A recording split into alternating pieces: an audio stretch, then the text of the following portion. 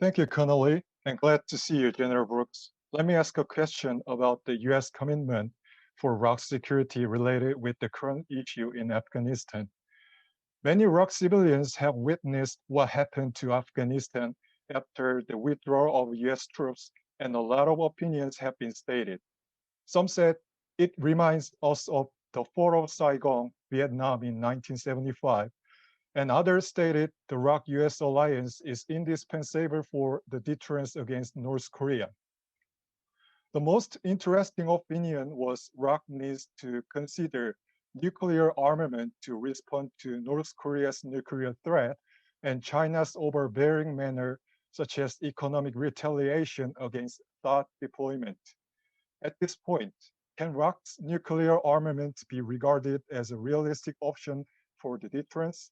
I'd like to listen to your opinion about ROK's nuclear armament, or what actions are needed to be taken from the alliance in the current situation. Thank you. Kyung-dong, thanks very much for the question. And thank you also for your service, because you are a Korea defense veteran yourself, having been a Korean augmentation to the U.S. Army. It's a great question. This is another one that I'm asked frequently, especially since the events that unfolded in Afghanistan over the last month. There are some things that are very, very different between the situation on the Korean Peninsula and the situation in Afghanistan. The Afghan security forces, for example, have not stood side by side with the United States in 3 different wars. They did in one, their own, there in Afghanistan. And in my experience with them, they were willing to fight, especially when the United States was present. And it's the Afghan security forces that have taken by far and away, the greatest amount of losses from the allied structure that was operating there. And they are the ones who've been carrying the fight for about the last 10 years. But the message that comes to me from Afghanistan is twofold. First, that presence matters. When an ally or a partner, as it was with Afghanistan and the United States, for example, when the partner stands with the person who has the greatest obligation to secure, which in this case was Afghanistan and would be the case of South Korea on the Korean Peninsula, then there's a willingness to stand and fight. The trust between the government and the military and the people, if you accept that there is an historic relationship among the 3 in any society, that's certainly a Western way of thinking that the military theorist Karl von Clausewitz speaks about, that triad that connects the government, the people, and the military. That was not a strong connection in Afghanistan. And as a result, as the alliance structure began to depart, the Afghan government became weak, and the degrees of trust, weak as they were, broke. The Afghan security forces were no longer going to fight for that government. And we saw the rapid collapse that was not expected, but could have been predicted when one thinks about the dimensions of war as I'm describing, the moral dimensions, not the numerical dimensions, not the tactical dimensions, but the moral dimension, the thing that happens in the heart and in the mind. And as a result, that happened. This is perhaps the opposite story from South Korea, which has stood side by side with the United States and with the UN sending states during the Korean War. The Korean conflict continues to this day in the form of armistice, but not peace. It is, in fact, the longest war. The one in Afghanistan was 20 years. That would have meant 1973 in Korea. And had the alliance come apart in 1973, if the United States had withdrawn completely, and there was discussion to do so, by the way, especially from 75 to 1977, then what condition would South Korea have been in 1975, 1973, 20 years after the armistice was signed? And my view is not a very good condition, and absolutely not the kind of condition it is in now. The presence of U.S. troops for that period of time has given resolve will, and example to the Republic of Korea. The Republic of Korea built itself. The U.S. didn't build it. It helped to get it started. But to be sure, the Republic of Korea built itself. The miracle on the Han River is a South Korean phenomenon. But the presence and the guarantee that comes from U.S. commitment and the continued support of the UN sending states is part of what led to that success. So it takes 40 years before you really start to see progress. And then at 50 and 60 years, you might become the 10th largest economy in the world, the most technologically advanced country in the world in terms of the connectivity of every citizen. That's the Republic of Korea. That's not the Republic of Korea from 1975. So there are lessons to be learned here. Continued commitment, even small numbers, say something to the population. But I have higher expectations of the Republic of Korea Armed Forces. If a war were to break out with North Korea, God forbid, and of course we do all we can to prevent that from happening. But if that happens before we achieve peace, South Korea, I'm sure, will stand and fight. But they too must have that connection between the government, the people of the Republic of Korea, and the military. And if that is broken, or if it's weakened, then they're in danger, like any country would be. South Korea is a mature democracy. It has withstood great pressures and tests and has a far better chance of surviving than it would have if it were 1975.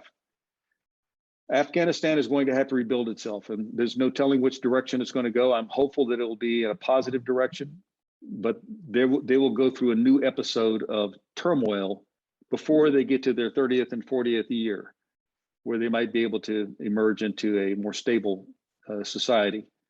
That's what I'd say first. Now, with regard to pressure and the balancing of North Korea, again, I'm of the view that South Korea and the alliance have advantage. They have military advantage, and the addition of nuclear weapons in the Republic of Korea does not help that. It does not improve it. In fact, it escalates the threshold to one that is an unnecessary degree of danger, in my opinion. This can be debated and must be debated by the sovereign nation of the Republic of Korea to decide for itself. But there are a lot of things that come with possession of nuclear weapons, and it's not all good. Okay, I remember the dynamics that were happening in West Germany when I was assigned there during the Cold War, and the amount of domestic upheaval that happened just because of the presence of U.S. nuclear weapons on West German territory. Terrorist organizations emerged inside of West Germany. Way before 9/11, the German airports had people walking around with submachine guns to maintain security against terrorist attacks. The commander of U.S. forces in Germany was attacked by a rocket-propelled grenade against the trunk of his vehicle. Thankfully, it was an armored vehicle and he survived it. An assassination attempt directly on the senior commander there. South Korea should be very careful not to open the door to these types of things when they have strength already, and not to do it just to be equalizing. North Korea is imitating South Korea.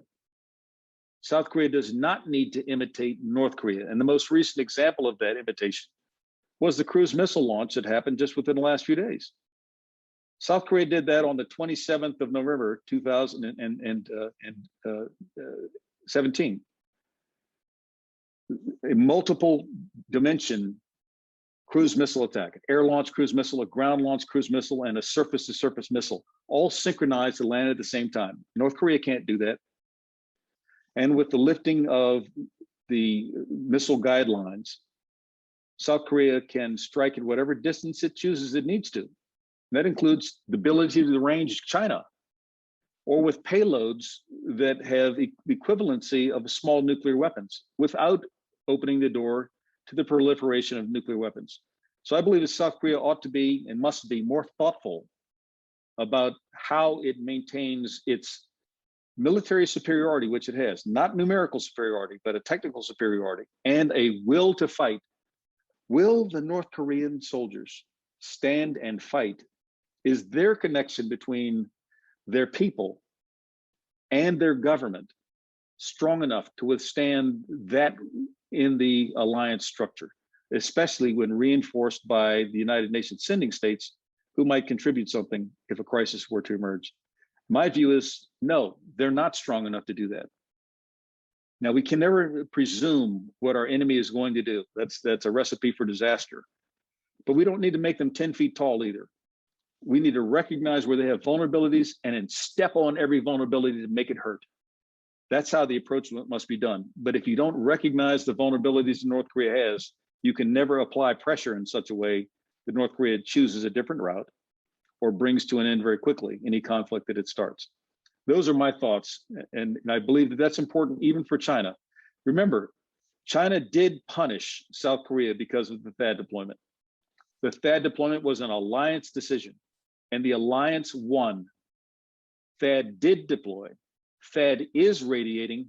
THAAD does protect the Republic of Korea today, as it has every day since it was deployed into position, in spite of the international political pressure, the economic pressure, and even the domestic pressures that happened on top of that.